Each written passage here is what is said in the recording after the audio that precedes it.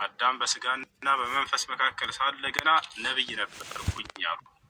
ከሁሉም በፊት ነብይነታቸው የተወሰነ ነብይ የመጀመሪያው ፊተኛ ናቸው። ከነብያት ደግሞ ኋለኛም ናቸው። መጨረሻ ላይ ስለምን አነ አኺሩ አነ ኻተሙ ነብይን ላ ነብይ በዕድ ያሉ እኔ ነብያት ሁሉ መጨረሻና መደምደሚያ ነኝ፣ ከኔ በኋላ ነብይ የለም አሉ። የትንሣኤ ቀንም መጀመሪያ ትንሣኤ የማደርገው እኔ ነኝ ብለው ተናግረዋል። አነ አወሉ መን ተንሸቁ ዐንሁ ልቀብሩ የውም ልቂያማ የትንሣኤ ቀን መጀመሪያ ቀብርን ከፍቶ የሚወጣው እኔ ነኝ አሉ። ይሄ ነው። እንደ አጠቃላይ ስለ መሲሁስ መሲሁ የሚመጣው መቼ ነው ከተባለ የትንሣኤ ቀን ሳይሆን የትንሣኤ ቀን ከመድረሱ በፊት ነው። ነቢያችን ሰለላሁ ዐለይሂ ወሰለም ሐዲስ ላይ ላ ተቁሙ ሰዓቱ ሐታ ተሩ ዐሸር ዐለማት አሳዓ አሉ። 10 ታላላቅ የትንሣኤ ምልክቶችን እስክታዩ ድረስ ቂያማ አትቆምም አሉ። እነዚህ 10ዎቹ ከታዩ ግን ቂያማ ትቆማለች። ከእነዚያ መካከል ዒሳ መምጣቱ ነው። ዒሳ ስንተኛው ላይ ነው ያለው ደረጃው ከተባለ 3ኛው ደረጃ ላይ ነው። ገብታችኋል? መጀመሪያ መህዲ ይመጣል፣ ከዛ ደጃል ይመጣል፣ ከዛ ዒሳ ይመጣል። ከዚያ በኋላ 7 የትንሣኤ ምልክቶች ይታያሉ ከዒሳ በኋላ። ከ7ቱ በኋላ ዓለም ትፈጸማለች። አያችሁ? ስለዚህ ዒሳ የትንሣኤ ቀን ይመጣል ሳይሆን የሚባለው የትንሣኤ ቀን ከመድረሱ በፊት ነው የሚመጣው። ከዚያ በኋላ ዓለም ትቀጥላለች። እርሱ ሞቶ ተቀብሮ ዓለም ትቀጥላለች። ያ ይሆናል። እሺ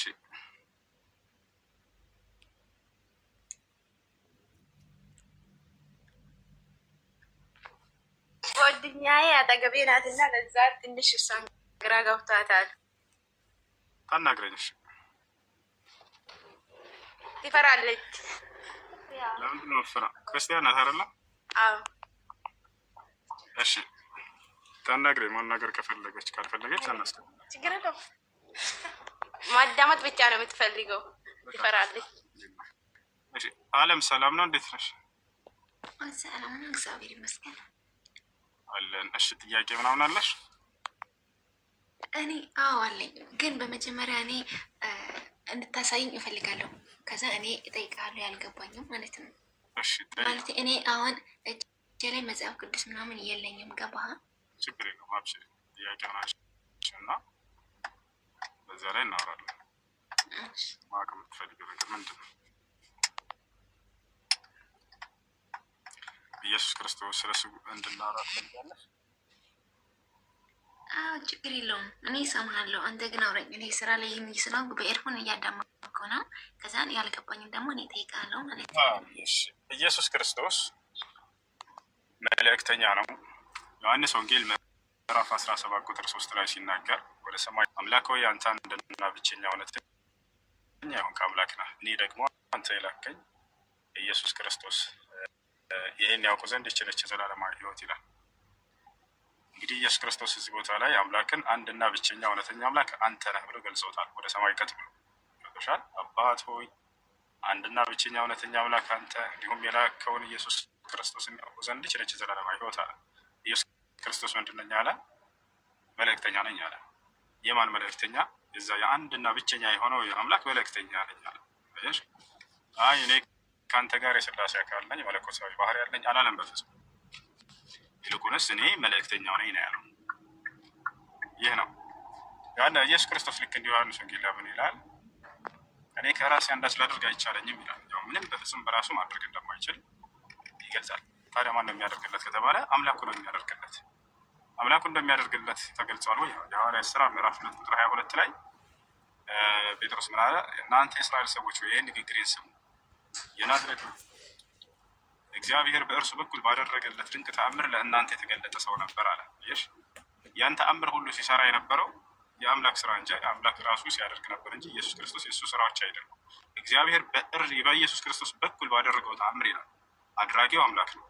ልክ ለሙሴ ባህር ሲከፍልለት የነበረው ሁሉን ሲያደርግ የነበረው እንደሆነ አምላክ እንደሆነ ሁሉ ኢየሱስ ክርስቶስ ልክ እንዲሁ በእርሱ በኩል አምላክ ለግደን ሁሉ ስራ ሲሰራለት የነበረው ማለት ነው። እና ይሄን ይመስላል ባጭሩ ኢየሱስ ክርስቶስ ከአንዱ አምላክ የተላከ መልእክተኛ እና ነብይ ነው። ማቴዎስ ወንጌል ምዕራፍ 21 ቁጥር 11 ላይ ወደ ኢየሩሳሌም በገባ ጊዜ መላው ሕዝብ ተናወጠ። እርሱም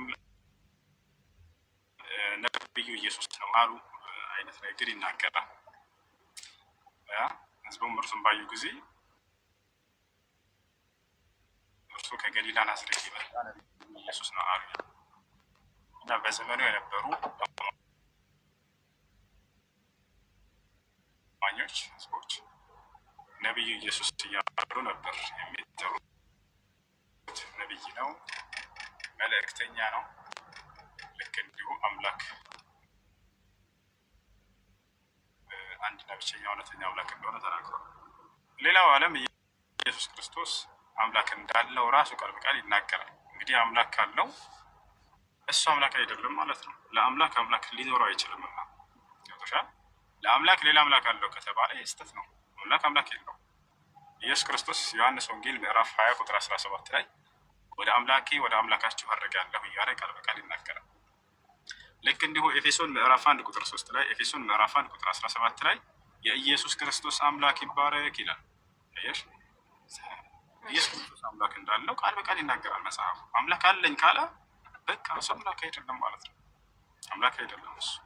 እሱ ምንድነው? መልእክተኛ ነው። የአምላክን ቃል ሰምቶ ለሰዎች የሚያደርስ ነው። ይህን ራሱ ሲናገር ዮሐንስ ወንጌል ምዕራፍ 8 ቁጥር 40 ላይ ምን ይላል? ነገር ግን አሁን ከእግዚአብሔር የሰማሁትን እውነት የነገርኳችሁን ሰው ልትገድሉኝ ትፈልጋላችሁ። አብርሃም እንዲህ አላደረገም ይላቸዋል። እንግዲህ ምን አለ እሱ? ከአምላክ ሰምቼ የምናገር ሰው ነኝ ይላል። አልበቃ ከአምላክ ሰምቶ የሚናገር ሰው ምን ይባላል? ያጀማ ነቢይ እኮ ነው። እነ ሕዝቅኤል ምን ይላሉ? የእግዚአብሔር ቃል እንዲህ ሲል ወደ እኔ መጣ ይላሉ። ያችሁ የአምላክ ቃል ይመጣላቸዋል፣ ለሰዎች ያደርሳሉ። እነሱ ክርስቶስ ስራው ምንድን ነው ብለን ስናይ ነቢይ ነው። የአምላክን ቃል እየሰማ ለሰዎች የሚያደርስ ነው። አይ እርሱ ራሱ የመለኮት አካል ነው ይሏቸዋል። አምላክ መለኮታዊ ባህሪ ካለው ኢየሱስ ክርስቶስ ከሌላኛ የመለኮታዊ መስማት ይጠበቅበታል? እንዳይጀማ በፍጹም አይጠበቅበትም። እውቀት ስጋዊ ባህሪ አይደለም። እሺ በስጋው እንዳው ይበላል ይጠጣል፣ ይሄ ስጋዊ ባህሪ ነው እንበል፣ ችግር የለው እንቀበላችሁ። እውቀት ስጋዊ ባህሪ ነው እንደ እውቀት መለኮታዊ ባህሪ ነው እውቀት። ስለዚህ አብ የሚያውቀውን ወልድ ያውቃል ከተባለ ያውና ካልሰማ መናገር የማይችል ከሆነ በፍጹም እኩል አይደለም ማለት ነው። አንዱ ሌላውን ሰብ ጨራሽ መንፈስ ቅዱስም ካልሰማ መናገር አይችልም። ያን ታውቃላችሁ። መንፈስ ቅዱስም የሚሰማውን ይነግራችኋል እንጂ ከራሱ አይነግራችሁም እያለ ኢየሱስ ስለ መንፈስ ቅዱስ ይናገራል። መንፈስ ቅዱስ ነው ብለው በሚያምኑት በእነርሱ ማለት ነው። መንፈስ ቅዱስም ሰምቶ ኢየሱስም ሰምተው ካልሆነ የሚናገሩት አምላክ አይደሉም ማለት ነው። እንደዚህ ሰምተው ነው የሚናገሩት። ከራሳቸው መናገር ይችላሉ ወይ? አይችሉም። ያያቸው መለኮታዊ ባህሪ ካላቸው ሶስቱም አንዱ ከሌላው ምንም መስማት አይጠበቅበት። ያውቀዋል፣ ያኛው የሚያውቀውን ይሄኛው ሊያውቅ ይገባል። ያ ነው። ሌላው ማርቆስ 13:32 ላይ ኢየሱስ ክርስቶስ ምን አለ? ሰማይ ያሉ መላእክትም ቢሆን ልጅም ቢሆን ስለዚያች ቀንና ስለዚያች ሰዓት በሰማይ ባሉ መላእክቶችም ቢሆን ነው ልጅም ቢሆን ከአባት በቀር ማንም የሚያውቃት የለም ይላል። ስለዚያች ቀንና ስለዚያች ሰዓት ስለ ምጽአተ ዓለም ቀን ሶስቱም መለኮታዊ አካሎች ሊያውቁ ይገባል። አብ፣ ወልድ፣ መንፈስ ቅዱስ አይደል? ነገር ግን ማንም ብቻ ነው የሚያውቃት አለ። ከአብ በቀር የሚያውቃት የለም አለ። አለቀ በቃ። ወልድስ ልጅም ቢሆን አያውቅም አለ። መንፈስ ቅዱስ የት አለ? ኧረ በጭራሽ አብ ብቻ ነው የሚያውቀው አለ። እንደ ክርስትና አስተምህሮ ደግሞ ኢየሱስ አብ አይደለም፣ መንፈስ ቅዱስ አብ አይደለም። ገብታችኋል አይደል? ነጥሎ አንድ ላሴ አካል ገብታችኋል። እንደው እግዚአብሔር በቀር ቤት ችግር የለውም። እሺ እንደናንተ እምነት እንደ ክርስቲያኖች እምነት እግዚአብሔር ካለ አብ፣ ወልድ፣ መንፈስ ቅዱስን ያጠቃላል ብላችሁ ትወስዳላችሁ አይደለ? ነገር ግን ነጥሎ ተናገረ። ከአብ በቀር የሚያውቃት የለም ማለት። ስለዚህ አብ የሚያውቀውን ወልድ ማወቅ አለበት። በመለኮታዊ ባህሪ እኩል ናቸው ከተባለ አብ የሚያውቀውን መንፈስ ቅዱስ ሊያውቀው ይገባል። ለአብ ብቻ ነው የሚያውቀው ካለ አለቀ። ውሃ በሉ መንፈስ ቅዱስ እና ኢየሱስ ክርስቶስ ሳቸው አለ ነው። ስለዚህ መለኮታዊ ባህሪ ነው እውቀት። ሶስቱም አካል ሊያውቁ ይገባል። ነገር ግን አንዱ ብቻ ነው የሚያውቀው ከተባለ የማያውቁት ነገር ካለ እነ ኢየሱስ ክርስቶስ አምላክ አይደሉም ማለት ነው። አምላክ ሁሉን የሚያውቅ ነው እና አምላክ ራሱ ሲናገር የወደፊትን ሁሉ የሚያውቅ ነው። ለምሳሌ አምላካችን አላህ ሱብሓነሁ ወተዓላ ያዕለሙ ማ በይነ አይዲሂም ወማ ኸልፈሁም ይላል። ስለ ባህሪው ሲነግረን ስለ ኋላውም ስለ ፊቱም ሁሉ አውቃለሁ እያለ ይናገራል። ስለዚያች ቀንና ስለዚያች ሰዓት የተባለችው የትንሣኤን ቀን ያውቃታል አያውቃትም? አላህ ራሱ እኔ ብቻ ነኝ የማውቃት ይላል። ምን ይላል? ቁል ኢን የስአሉነከ ዐኒ ሰዓ። ተመልከቱ፣ ሐታ ነቢዩ መሐመድ በተጠየቁ ጊዜ ሰለላሁ ዐለይሂ ወሰለም ልክ ኢየሱስ እንደተናገረው ነው መጽሐፍ ቅዱስ ላይ የተናገሩት። ሙሐመድ ሆይ ስለ ምጽአተ ዓለም ቀን ይጠይቁሃል፣ ይህ እውቀት ከጌታዬ ዘንድ ብቻ ነው ያለው በላቸው ይላል። አያችሁ፣ ኢየሱስ ክርስቶስ ምን አለ? ከአንዱ አምላክ ዘንድ እንጂ ከሌላ ከማንም አያውቃት የሚያችን ቀን እያለ ይናገራል። አያችሁ፣ ነቢያችን ሰለላሁ ዐለይሂ ወሰለም ስለዚያች ቀንና ስለዚያች ሰዓት ከጌታዬ ከአላህ በቀር ሌላ ማንም የሚያውቅ የለም እያለ ይናገራል። ከዛሊከ አልመሲህ ኢየሱስም እንደዛ ይላል። ይህ ነቢይ መሆኑን የሚያሳይ ነው እና ይህን ይመስላል።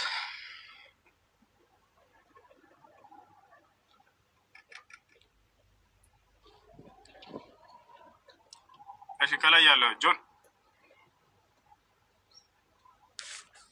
ሰላም ነው ኡስታዝ። እንዴት ነህ? ደህና ነህ? አለን። አንድ ጥያቄ ነበረኝ።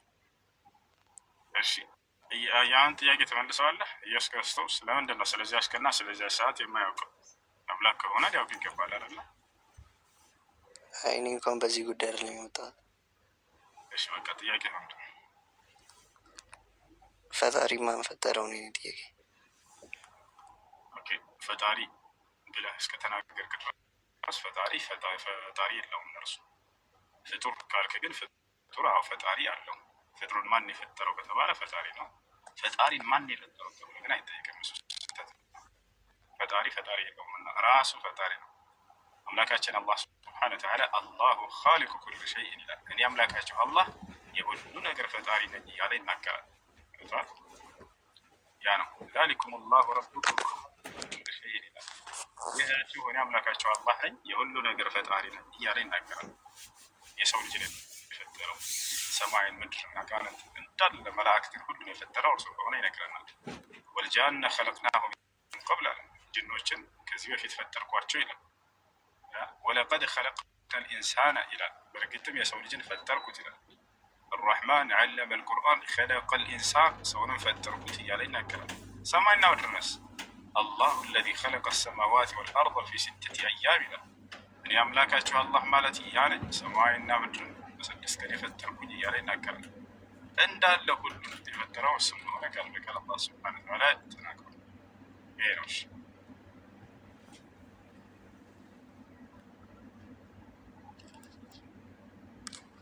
አመሰግናለሁ። الله خالق كل شيء وهو على كل شيء وكيل له مقاليد السماوات والأرض والذين كفروا بآيات الله أولئك هم الخاسرون قل أفغير الله تأمروني أعبد أيها الجاهلون ولقد أوحي إليك وإلى الذين من قبلك لئن أشركت ليحبطن عملك ولتكونن من الخاسرين بل الله فاعبد وكن من الشاكرين وما قدر الله حق قدره والأرض جميعا قبضته يوم القيامة والسماوات مطويات بيمينه سبحانه وتعالى عما يشركون.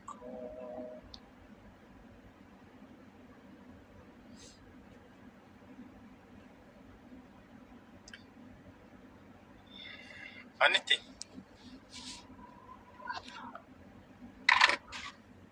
ሰላም አለይኩም ሙሱ። ወአለይኩም ሰላም ወረሕመቱላሂ ወበረካቱ። የሆነ ጥያቄ ለመጠየቅ ነበር። እሺ በእኛ ላይ ሳይሆን እዚህ በኦሪት ዘዳግም።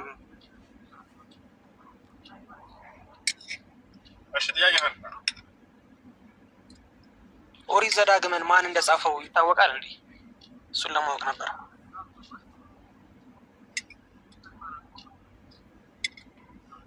አይታወቅም።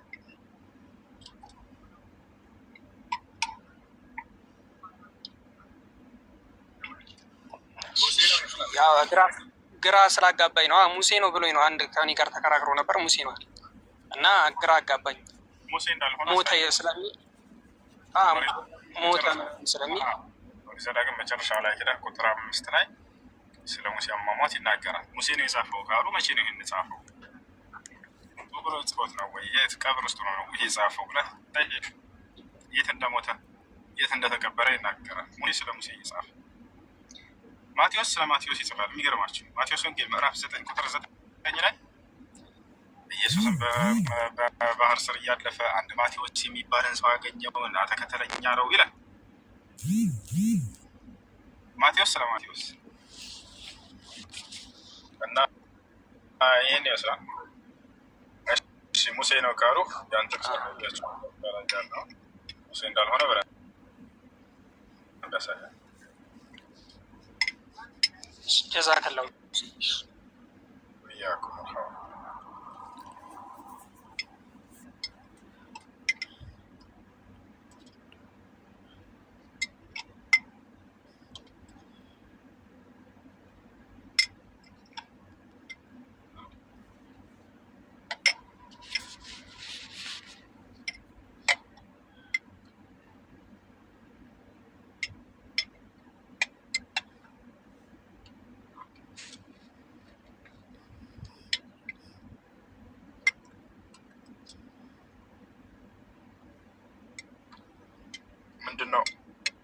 ምንድን ነው አቮካዶ? እሱ ለመጀመሪያ ጊዜ ምግብ ሲበላ ሳይ ላይ ፍለክ ወሬኛ ናቸው እኮ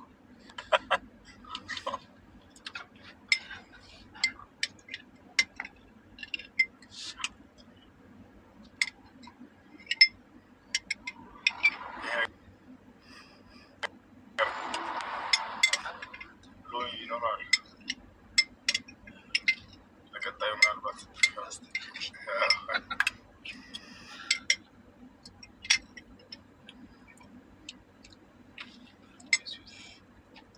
የረ ብርጭቆን ሰበርከው። ኧረ ተው ልጆች ተው ተው ተው ተው ተው። እናስበላላቸው እኮ በቃ ምን ይሻላቸዋል? ጸጋው ይበዛላቸው።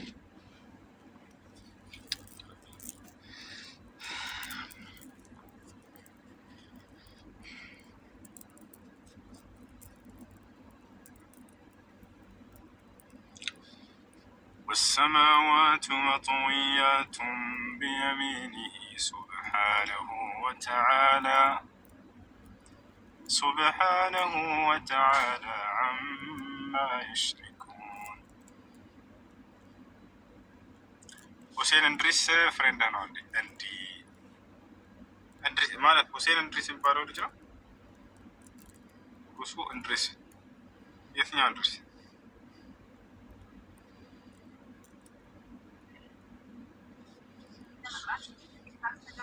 ሙስዬ ሌላ አንድ ጥያቄ ነበረኝ። እሺ ብዛት ጥያቄ እዛው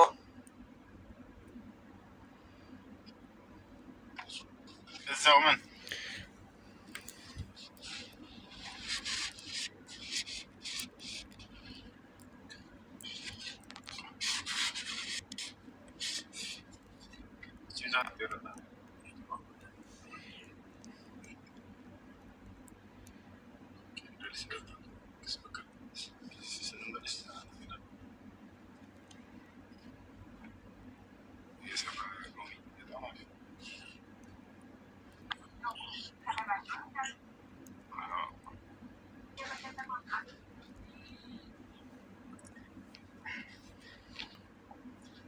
ሲጨርስ ለነቢዩላህ አላህ ስብሓነ ወተዓላ በቁርአን ላይ ስሙን ያነሳዋል።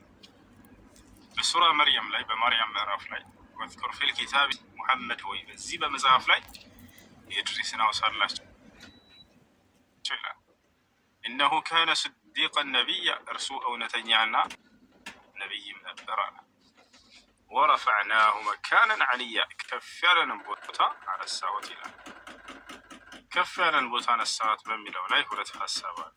አንደኛው ከእስራኤልያት የሆነ ፍቺ ነው። እሱም ምንድን ነው? ትክክለኛው ከፍ ያለን ደረጃ እንደሰጠው ነው አላህ ስብሐነ ወተዓላ የሚገልጸው እንጂ ሌሎች ደግሞ ምን ይላሉ? አይ አራተኛው ሰማይ ላይ እዛ ተነስቶ እዛው ሩሁ ወጥቶ ምናምን በዚያው ቀርቷል ብለው ይናገራሉ። ኢድሪስ አለይሂ ሰላም በእርግጥ አሁን ያለው የት ነው ከተባለ ሩሁ በአራተኛው ሰማይ ላይ ትገኛለች። ሩሁ በአራተኛው ሰማይ ላይ ትገኛለች። ነገር ግን የዛኔ በምድር ላይ ሳለ ተነስቶ ምናምን የሚል ታሪክ አለ ተፍሲሮች ላይ። እሱ ትክክል ይሆን አይሆን ወላሂ አለም። ታሪኩን ግን ልንገራችሁ። እንግዲህ ነቢያቶች በጣም አምልኮ ያበዛሉ።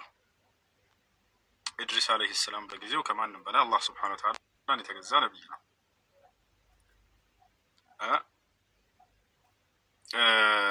አራተኛ ልነግራችሁ ነው ታሪኩ።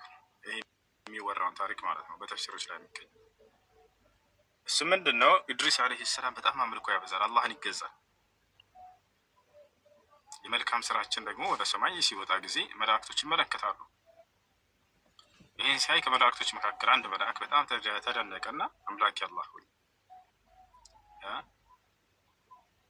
ይህን መልካም ስራ የሚያበዛ ባሪያህን እንዳገኘው ፍቀድልኝ ብሎ አስፈቀደ። አላህ ስብሐነ ወተዓላ ፈቀደለት። ሂድ አገኘው። አላህ ሳውቀው ቦታ ይህ መልአክ መጣ ከኢድሪስ አለይሂ ሰላም ጋር። ከዚያም በኋላ ካየው ከዘየረው በኋላ መላእክቶች ለሰው በአካል መገለጥ ይችላሉ፣ አቅሙ አላቸው። ወዲያው መጥቶ እንደዚህ ከፊትህ የፈለገውን ሰው መስሎ ይገለጣል፣ አላህ በፈቀደና በላካቸው ጊዜ ማለት ነው። ልክ ጅብሪል እና ሚካኤል በሰው እየተመሰሉ ከነብዩ ሰለላሁ ዐለይሂ ወሰለም ፊት ሲመጡ እንደነበር ሰሃቦችም ያያቸው ነበር ይዛኔ። እና መጣና ከኢድሪስ አለይሂ ሰላም ጋር አገኘው ከዘየረው ምን ካለው በኋላ አሁንም ሌላ ጥያቄ ጠየቀ። መልአክ አምላክ አላህ ሆይ ይህን ባሪያህን የሰማይን ዓለም እንዳስጎበኘው ፍቀድልኝ አለ። ፈቀደለት። ይሄ መልአክ ኢድሪስ አለይሂ ሰላምን ይዞት ወደ ሰማይ ወጣ። አንደኛው ሰማይ፣ ሁለተኛው፣ ሶስተኛው፣ አራተኛው ሰማይ ላይ ደረሰ። የሚገርማችሁ ከዚያ በፊት አላህ መለኩል መውትን ትእዛዝ ሰጠው። መለኩል መውት ሆይ ኢድሪስን አራተኛው ሰማይ ላይ ሂድና ሩሑን አውጣ አለው። መለኩል መውት በጣም ተገረመ። ኢድሪስ ያለው በምድር ላይ ነው፣ እንዴት ነው አራተኛው ሰማይ ላይ ላገኘው የሚችለው የሚለውን ያሰብ። አላህ ስብሐነ ወተዓላ አድርግ ያለው እንደሚያደርግ ግልጽ ነው። ሁን ያለውን ይሆናል። እዛ ሄድ ካለው እዛ ቦታ እንደሚያገኘው ያውቃል። ግን በጣም ተደነቀ በአላህ ስራ። ልክ ኢድሪስ እየሄደ እያለ አራተኛው ሰማይ ላይ እንደደረሰ መለኩል መውቱ ጋር ፊት ለፊት ተገጣጠሙ። ጊዜውም ደርሷል። ወዲያው ሩሑን በአራተኛው ሰማይ ላይ አወጣው። በዚያውም በቃ ወደ ሰማይ ሄዶ በዚያው ሩህ አራተኛው ሰማይ ላይ ወጥቶ በዚያው ቀረ ብለው ተፍሲሮች ያወራሉ። ይህ ታሪክ ግን በቁርአንም ሆነ በሐዲስም ላይ ያልጸደቀ፣ ያ ደግሞ ተፍሲሮችም ራሱ ሲያስቀምጡ ይሄንን ተባለ ብለው ነው የሚያስቀምጡት። ብዙ ሰው ይመጡና ተፍሲር ላይ እንደዛ ያገኘን በተፍሲሮቻቸው ላይ እንዲህ ይላሉ ይላሉ አይደል? ሙፈሲሮች ይሄን ሲያስቀምጡ ተባለ እያሉ ነው የሚያስቀምጡት። ቂለ ተባለ ነው። ይሄ ደግሞ እምነታቸው አይደለም፣ አምነውበት አይደለም። ይሄ ነገር ለልአማነት ልዕልሚያ አንድ የታሪክ መጽሐፍ ብታገኙ ክፉንም ደግኑን ሁሉንም እንዳለ እንዲህ ተብለዋል፣ በዚህ ጉዳይ ላይ እናከል እንዲህ ብለዋል ብሎ ያስቀምጣላ። ተፍሲር ማለት ልክ እንደዛ የሚያስቀምጡ ናቸው። ተፍሲር ልክ እንደ ወህይ አድርገው ሊሟገታቸው ፈልጓቸው ከአላህ እንደመጣ ከነብዩ ሰለላሁ ዐለይሂ ወሰለም እንደተገኘ እንደዛ አይደለም። ገብታቸው እንደዛ አይደለም። ከአላህ ዘንድ ቁርአን አለ፣ ከነብዩ ሰለላሁ ዐለይሂ ወሰለም ሐዲስ አለ።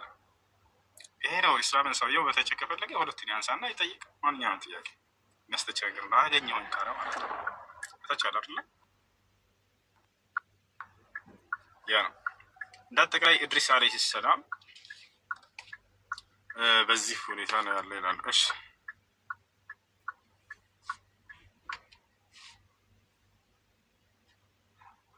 ትክክለኛው ግን አላህ ከፍ ያለ ደረጃ ሰጥቶታል። ወረፈዕናሁ መካነን ዐሊያ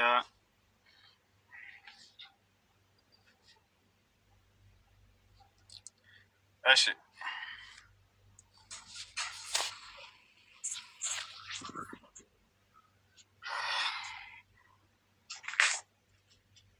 ሰላም አለይኩም። ወአለይኩም ሰላም። እንዴት አመሻችሁ? ሰላም። እኔም ክርስቲያን ልጅ ጠይቂ ብላኝ ነው። እሺ ሰይጣንን ማለት ነው ለምንድን ነው የፈጠረው? ሰዎችን እንዲያሳስት ነው ወይ? ላ አይደለም። አላህ ስብሓነ ወተዓላ ሰይጣንን የፈጠረው እርሱ ከጅኖች ጭፍራ ነበር። ለምንድን ነው የተፈጠሩት ጅኖች? ወማ ኸለቅቱል ጅነ ወልኢንሰ ኢላ ሊያዕቡዱን፣ ሰውንም ሆነ ጅንን እኔን እንዲያመልኩኝ እንጂ ለሌላ ዓላማ አልፈጠርኳቸውም ማለት ነው። አላህ አንድን ፍጡር ሲፈጥር ለአምልኮ ነው የፈጠራቸው። እሺ ነገር ግን እርሱ የራሱን ነፃ ምርጫ ፍቃድ ተጠቅሞ አመፀ፣ ኃጢአትን አደረገ፣ ሰዎችን ወደ ኃጢአት የመምራትን ስራ ሰራ። ይሄ ነው ስራሽን አቋርጭ። ሸጊትም አዳምጪ። እያዳመጥኩ ነው። ምን አልኩኝ? ሰውን ሆነ ጂኒን የፈጠርኩት ለእኔ እንዲገዙና እንዲያመልኩ ነው። ለሌላ አልፈጠርኳቸውም። ያው ለዚህ ዓላማ ነበር የተፈጠረው። አየሽ። ነገር ግን እርሱ ነፃ ምርጫ ፍቃድ ተሰጥቷል። ልክ የሰው ልጆችም ነፃ ምርጫ ፍቃድ ተሰጥተዋል። ለምንድን ነው የተፈጠርነው ከተባለ አላህን ለመገዛት። ነገር ግን ነፃ ምርጫ ፈቃዳችን ተጠቅማ ሰዎች ያመኑም አለ፣ ይካዱም አለ፣ ያመፀም አለ፣ ወደ አመፅ የሚጠራ አለ። ልክ እንደ ሰይጣን ክደው ከዚያ በኋላ ወደ ከሰይጣናዊ ስራ የሚጠሩ ሰዎች አሉ። ልክ እንደዛ ማለት ነው። እሺ አንድ አይስጥልኝ። እሺ ጀዛኩም ለኸይራን። ሌላ ጥያቄ ካለ ገባለሁ። እስኪ ወላሂ እስኪ ካላት እስኪ ስላለች ነው። እስኪ ሌላ ጥያቄ አለሽ? አብራኝ ስለሆነች ነው።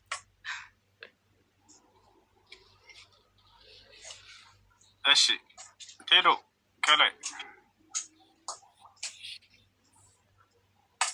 ቴዶ ሰላም ነው? ሄሎ ቴዶ